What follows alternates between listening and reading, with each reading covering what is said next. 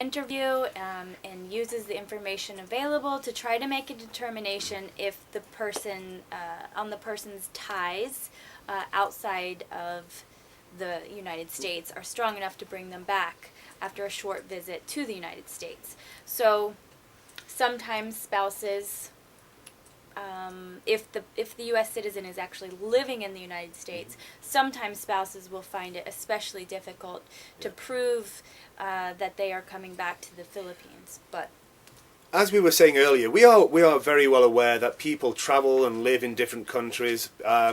People are a lot more mobile internationally and globally than what they used to do. They used to be. So we are aware there's a large number of Americans living here in the Philippines who will reside here permanently. They have no desire to go back to the United States, and a tourist visa may be the best way for their spouse to go over there. We're also aware, though, that we have to consider the fact that a tourist visa for the spouse of an American citizen may also be seen as a quickie immigrant visa and a way to get in and stay in the United States. So this is why the interview is so important. We have interview-based adjudications. So the interview is important, and we are aware that every single person who walks to our window is a different case, an individual case. We don't profile people. We don't say this type of person can't get a visa. Everybody is adjudicated on their own merits. great. It looks like Matt had a follow-up question. You said it's better to answer the question asked. Can I present other factors in the interview even if not asked? Well, often it's been said that people are sometimes too passive in their interviews. The burden is on you to prove your ineligibility. If you believe that you have something, you can present it.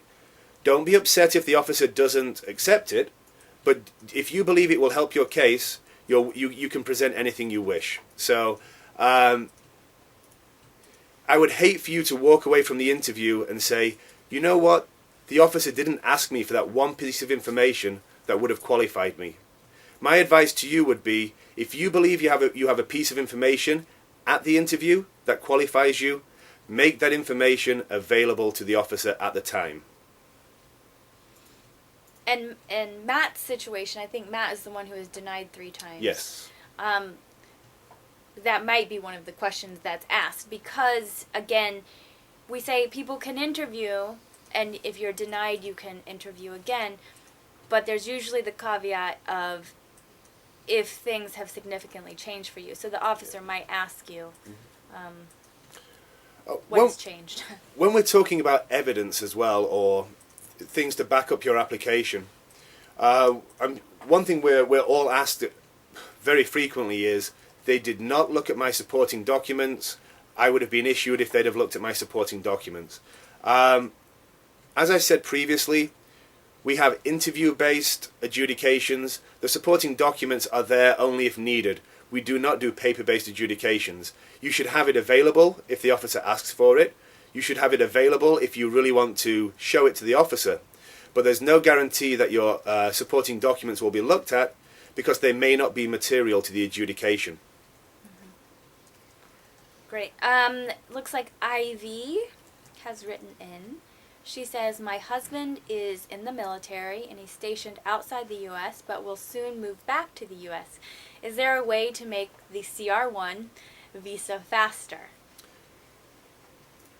Well, today, Ivy, we're talking about non-immigrant visas, but you can direct your question. We do have a immigrant visa email that you can direct your question to, and hopefully they can help you with that. The email address is ivmanilareplies@state.gov. So again, anybody who has immigrant visa questions, please direct your questions to ivmanilareplies@state.gov.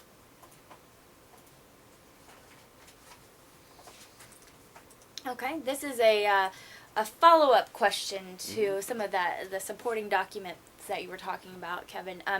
Is there a minimum balance requirement that I must have or that I should show in my bank account that will assure my visa will be granted? Well, Nothing will assure your visa's granted. Nothing will assure your visa's denied. As we said, everything is on a case-by-case basis, and there isn't a magic figure that consular officers are looking for.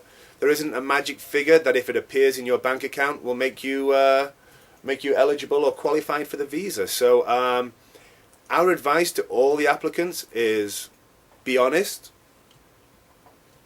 be open, and try and have a good rapport with the officer. Have a back and forth. Mm-hmm. Yeah. Right, and before, in certain circumstances, I've been asked about show money. Is it important to have show money? Yeah, absolutely. In an account? And again, there's not a minimum balance, and honesty is the best way to go. And you can watch this. You can watch this video later on YouTube at www.youtube.com/US Embassy Manila. Okay, and if you want to have knowledge on what the U.S. Embassy is doing here in Manila, make sure that you like us on Facebook, facebook.com/manila.usembassy. We like Facebook friends, so yeah, please, all of you, like us on Facebook, yes, and follow us on Twitter at www.twitter.com/US Embassy Manila. Oh, and again, I love the blog. You do love the blog. I think everyone should look at the blog. It's called The Satisfied Voyager, and it's at blogs.usembassy.gov/Philippines. And there really are some nuggets of information in the blog. It's a wonderful resource. So again, I recommend reading the blog also. So, Great. Another question's come in. How long does it take for a visa to be released after submission of additional documents? I sent the documents on May 16th. You'll hear this being said a lot during today. Everything is on a case-by-case basis. There's no guarantee that the additional documents you provided are exactly what the consular office is looking for. Everything's on a case-by-case basis, and apart from that, Summer, I don't have anything to add. Is there anything you could add to that question? Right, and I echo what you're saying there. It depends on the case. It depends on what the documents were that were asked for. But if it's a non-immigrant visa and they're asking for more documents, if the documents meet the requirements, sometimes it takes a couple days for the documents to actually get back to the consular officer, even if they're submitted. And so once the officer has a chance to review the documents, if the officer believes that the documents meet the requirements and the visa is approved, we generally give a timeline of about 7 to 10 days before the visa is in the hands of the applicant. We recognize that every applicant is an individual. And with every applicant being an individual and treated as such, it makes every case unique.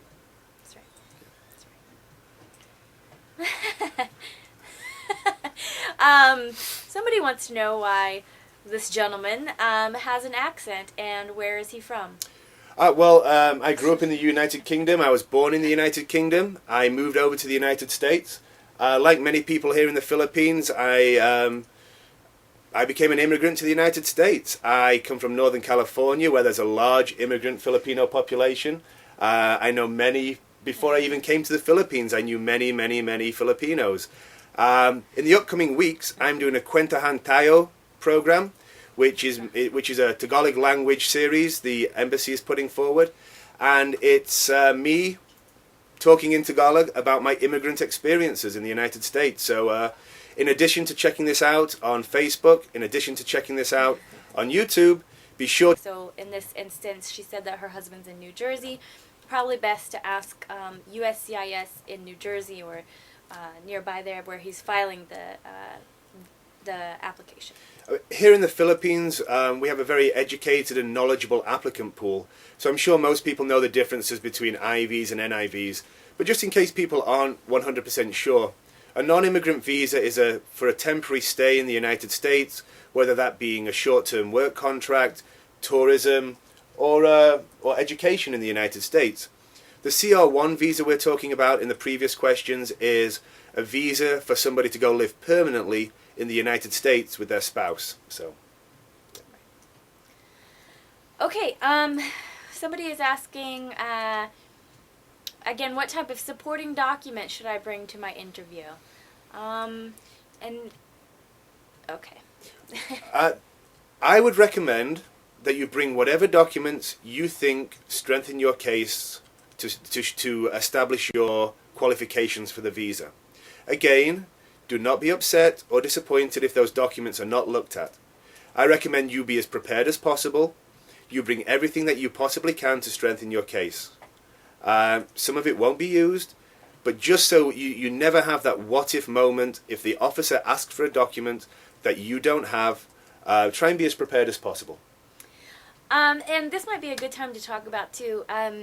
Sometimes we've heard rumors that applicants think that there are some myths going on out there about what it takes to be approved, and we've heard the myth of if I apply at a certain time of the day, I'm more likely to be approved. Certain time of the year. Right. Or we have a quota of visas we have to. Yeah. So there's the myth that there's X number of visas that the officers are willing to give out in a day, but that is not true. Nope. Every person that comes up to the window, as Kevin is making that point, is seen as an individual and has the same shot at getting a visa as the next person or the person before them. As we said earlier, we have interview-based adjudications, which means the interaction that you have with the officer is very important. It is very possible and frequent for people to be issued visas with no supporting documentation. Supporting documentation is not a requirement. It is something that may help you depending on the circumstances. But it is not a requirement for the issuance of a visa. It depends on the circumstances, the individual, and the particular case. Great. Is it okay to travel as a tourist to the United States, then move on to Canada and leave from there? The short answer is yes.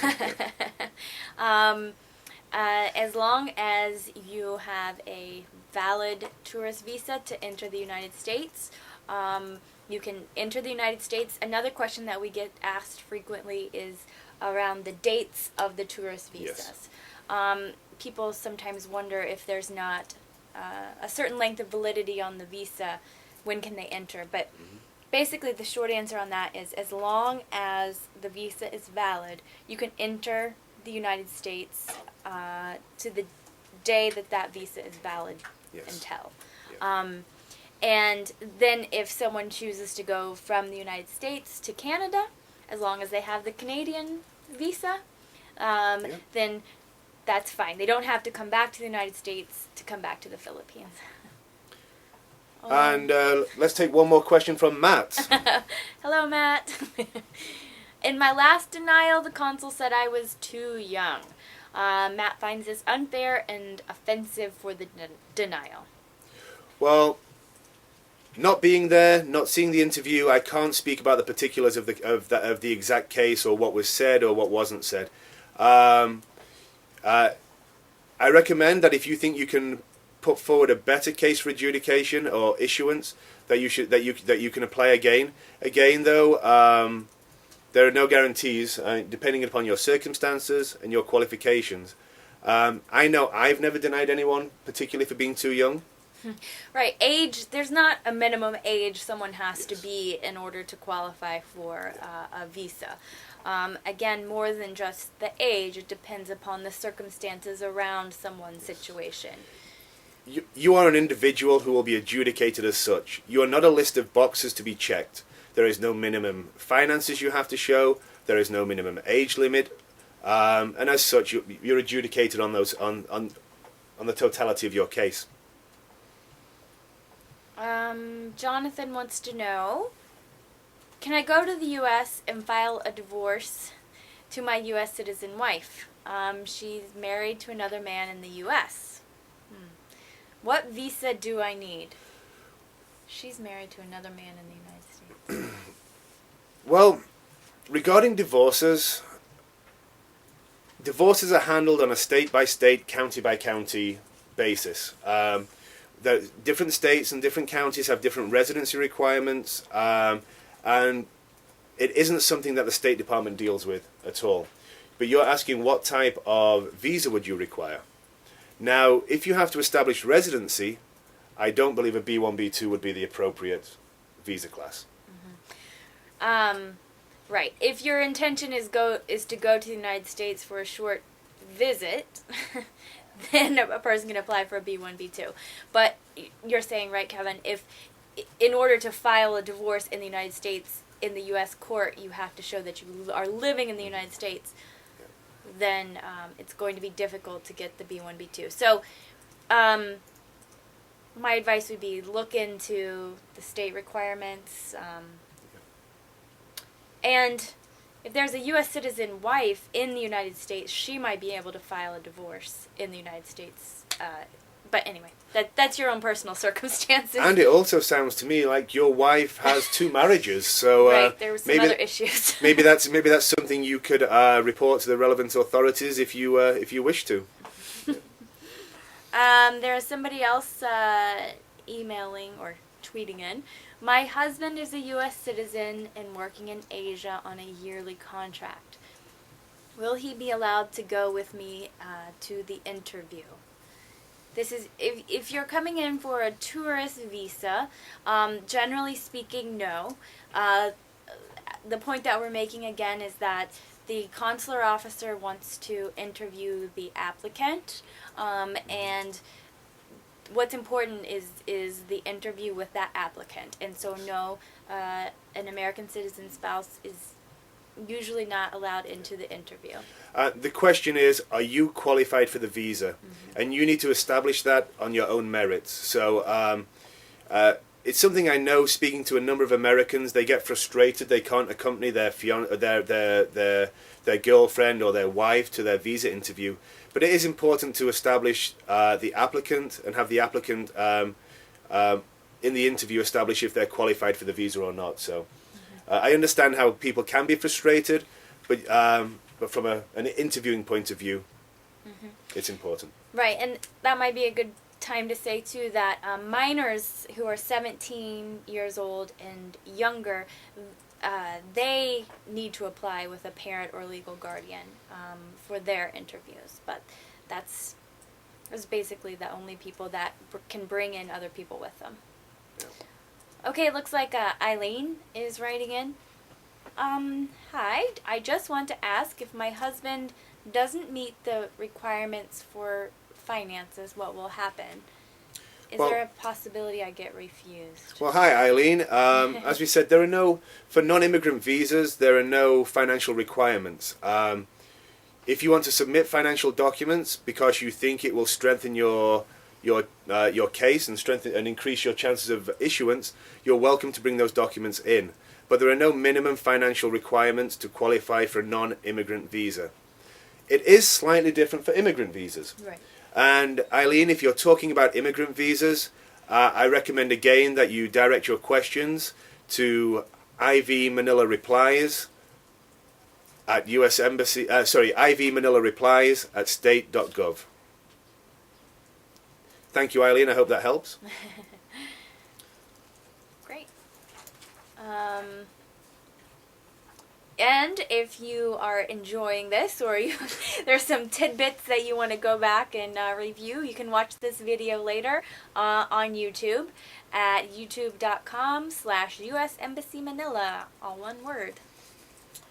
And you can like us on Facebook. Facebook.com/US Embassy, /Manila.US Embassy. And we encourage everyone to follow us on Twitter at twitter.com/US Embassy Manila. And one of my favorite resources, the V-Satisfied Voyager. There are lots and lots of scenarios listed on the blog at blogs.usembassy.gov/Philippines. And I've heard people think there's a lot of secrecy and a lot of things that happens behind the scenes in visa interviews.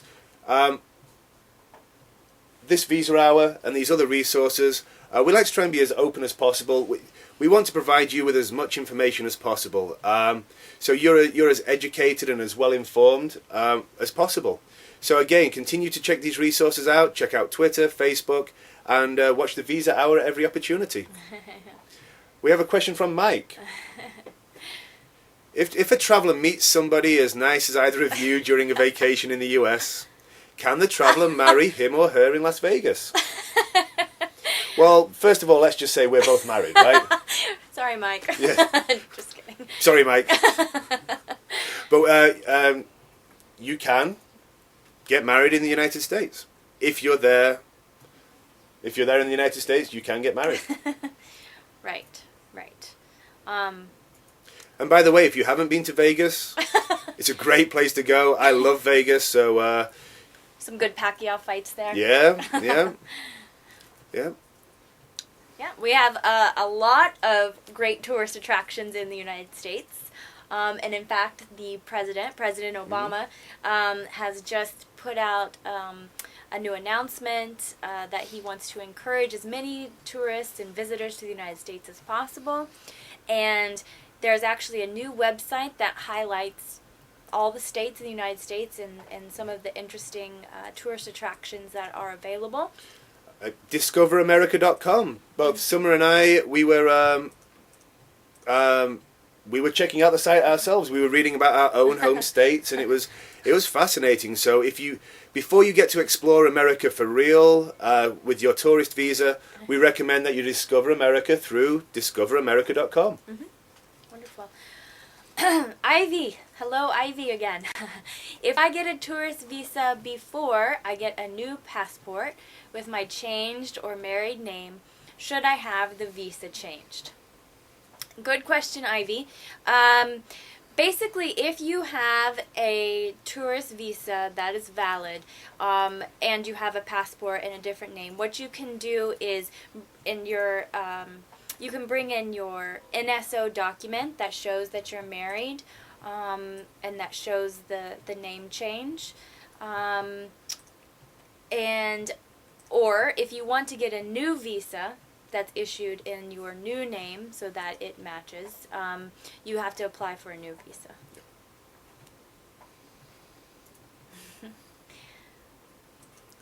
And again, if you have any questions, anything we don't answer today regarding non-immigrant visas, you can email us at consmanilaniv@state.gov. So I believe after we're finished today, this is going to go on YouTube, right? So if anybody misses it, if you want to tell your friends to watch this, all this valuable information we're sharing with you today, you can watch this video later or tell your friends about it on YouTube at youtube.com/US Embassy Manila. Something else that I've heard is sometimes a little daunting for people is how short the interviews can be. And sometimes the officer might be perceived as being a little abrupt. Yes. In the interview. So I know that's something that people sometimes worry about, but there's a lot of applicants every day, so the interviews sometimes are not lengthy. Yep. But the consular officer is reviewing the information in the computer, on the online application, and as well as talking to the applicant that they're interviewing. But sometimes the interviews are not lengthy. My step-by-step guide to having the best interview possible for an applicant would be, first of all, be honest. Second of all, if you're not comfortable in English, do request an interpreter. Be prepared. Have everything you think may help you in your application, and also be aware of the law, which is the burden of proof is on you as well, the applicant. Okay, so this is what I would this is what I would say with my step-by-step plan to give you the best opportunity to put your best foot forward. So, Jesse has a question here. I am a Filipino and planning to study abroad in the San Francisco area.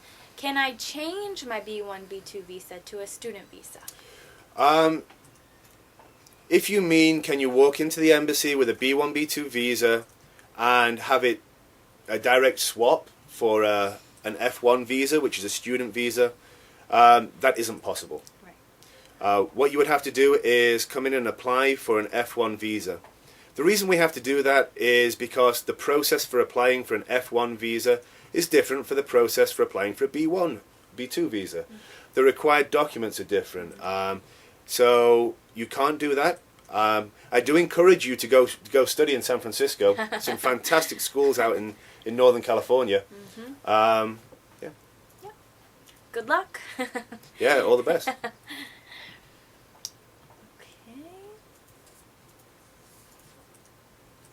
Okay, looks like Katrina is writing in. Katrina wants to know, how do I get started applying for a visa? All right. The best place to start, I'm going to refer you again, is to manilausembassy.gov.